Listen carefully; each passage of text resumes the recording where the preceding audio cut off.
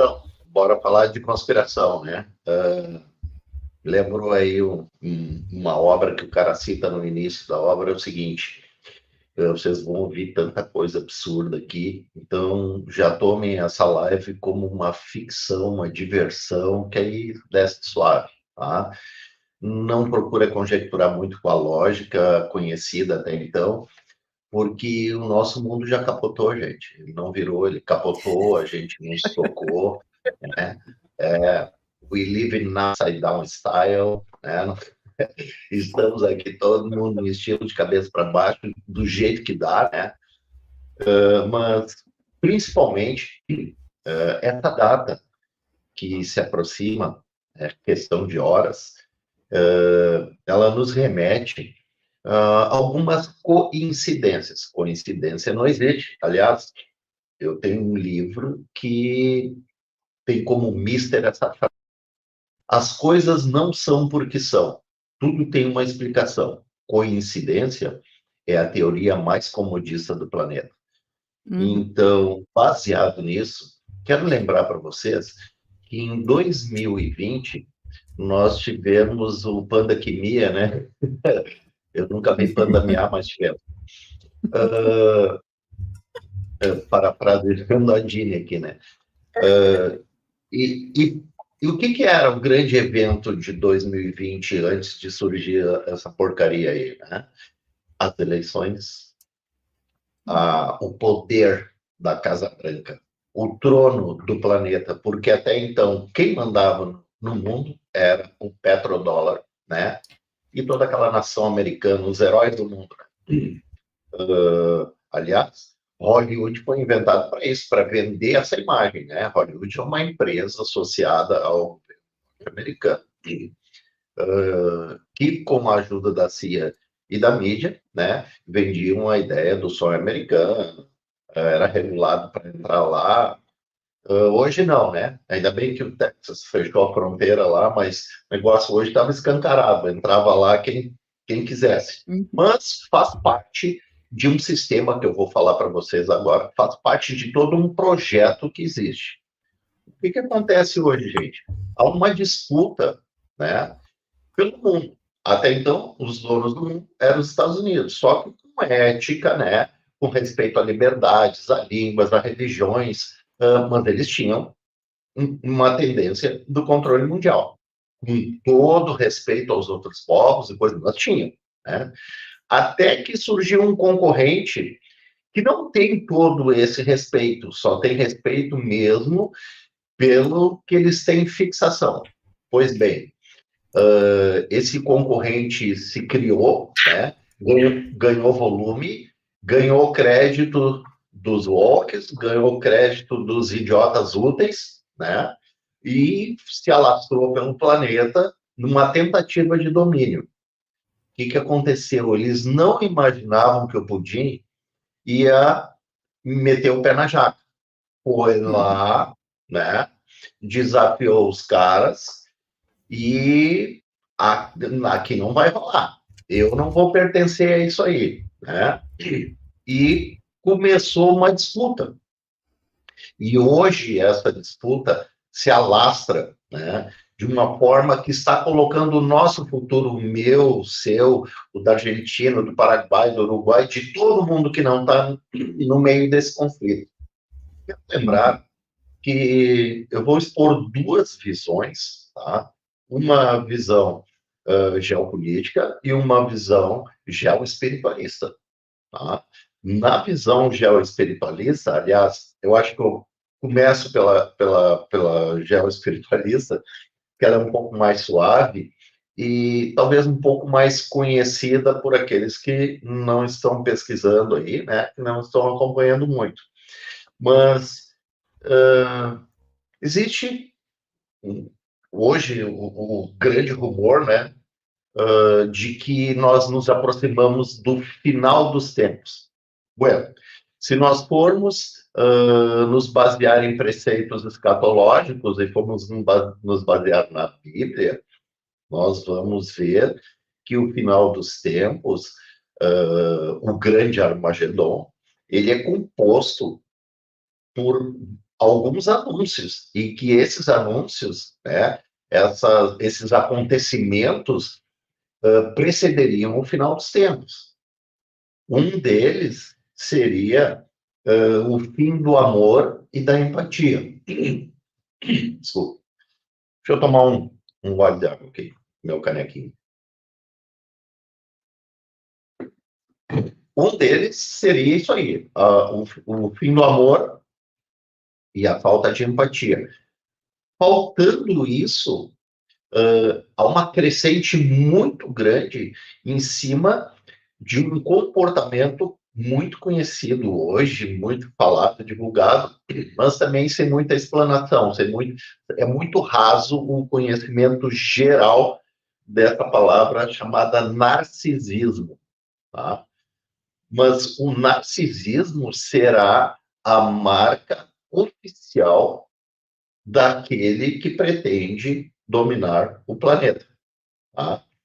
Se fala em globalismo, se fala de um grupo chamado Nova Ordem, né? Não sei se pode falar isso aqui, se não cai o canal, mas a ideia é botar um cara só, porque eles imitam todo o processo de final, quer dizer, eles tentam imitar todo o processo de final dos tempos.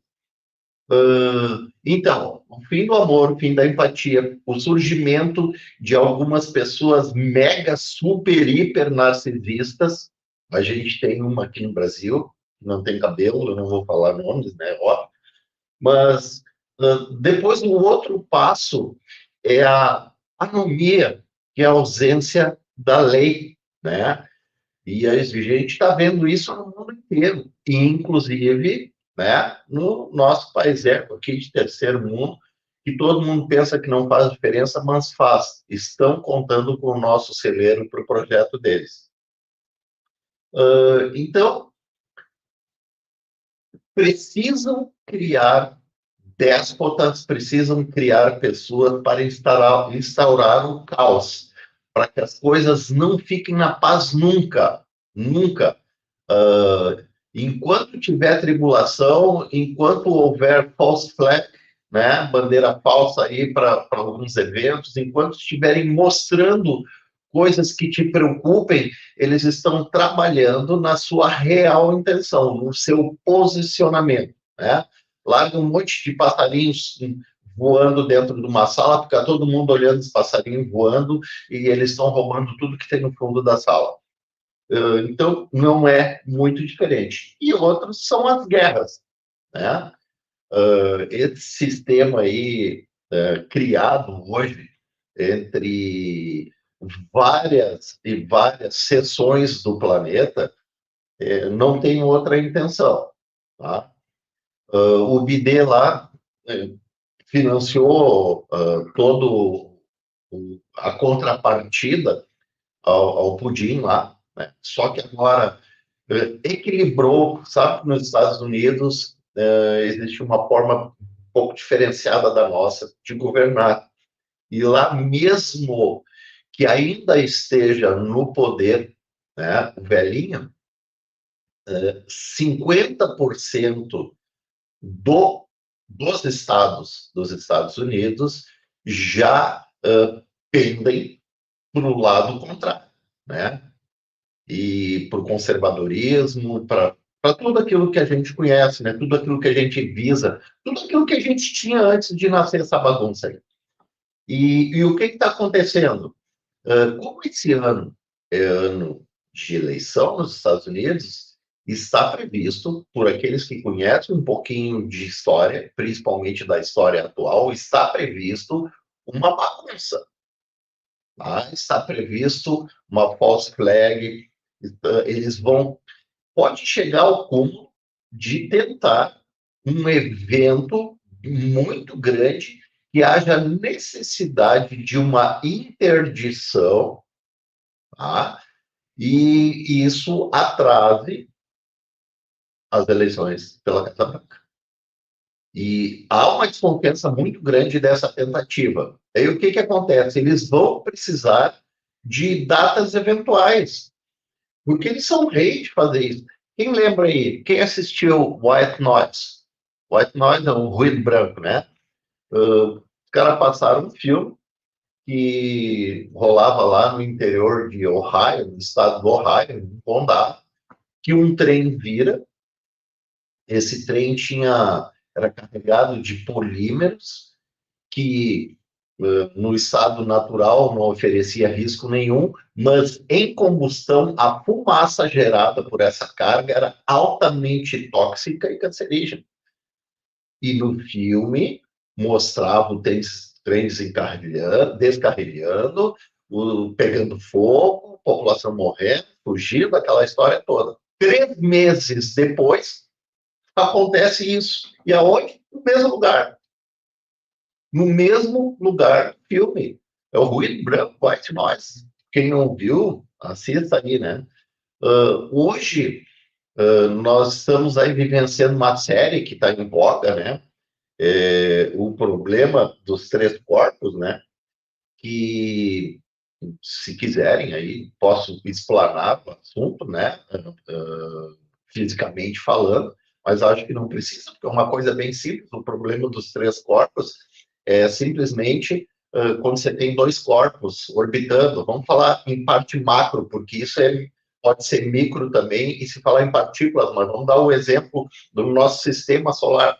A Terra e a Lua vivem em perfect harmony, né? Em perfeita harmonia, as duas juntas ali. Se entrasse um outro astro interferindo nessa comunicação orbital entre os dois, poderia dar problema. Mas só um pouquinho. Mas tem o Sol, a Terra está orbitando o Sol e a Lua está orbitando a Terra. Então, é a perfeita harmonia dos 3 corpos, porque o poder do Sol, né, sobre a Terra rege a Terra. E o poder que é um laço. E o poder que a Terra exerce sobre a Lua controla a Lua. Então, são 2 pares diferentes, não um trio. Tá? Então, nesse caso, o problema dos 3 corpos, eu não quero estar dando spoiler do filme também, eu nem terminei de ver ainda. Tem um amigo meu aí, se tiver por aí, né? Boa noite, meu amigão, que já me deu um adiantamento, diz que um ZT largaram lá do plano deles e vinham invadir a Terra. Mas como a nave deles é meio carroça, parece que anda a menos de 1000 anos-luz né? Então, eles vão levar uns 400 anos para chegar aqui. E quando chegassem aqui, essa tecnologia que eles saíram de lá ia chegar aqui obsoleta com relação a nós, né? Então, tudo se desenrola por isso aí. E hoje, gente, nós somos ultra, super, mega moderados e controlados por conta de tecnologia. Só isso. A tecnologia que os Estados Unidos detêm hoje, o segredo que eles detêm, no mínimo, vou botar por baixo. Tem um amigo meu que fala em 30 anos, né? Mas eu vou botar por baixo, assim, ó, no mínimo, 15 anos. Tá? Vamos ver se você lembra aí. Que ano surgiu a internet? Vamos falar em Brasil, nada. Em âmbito mundial, que ano surgiu a internet? Pois bem, a ARPA, que tem lá, que considerava a internet uma arma da inteligência americana, desenvolveu ela em 1969. Desenvolveram a internet para conservar, né, dados de inteligência caso sofresse uma invasão por conta da Guerra Fria. Tá? Em 1969 se desenvolveu isso aí. Quando é que eles entregaram essa tecnologia tão útil ao planeta? 96, 95, não me lembro, mas mais ou menos por aí, né?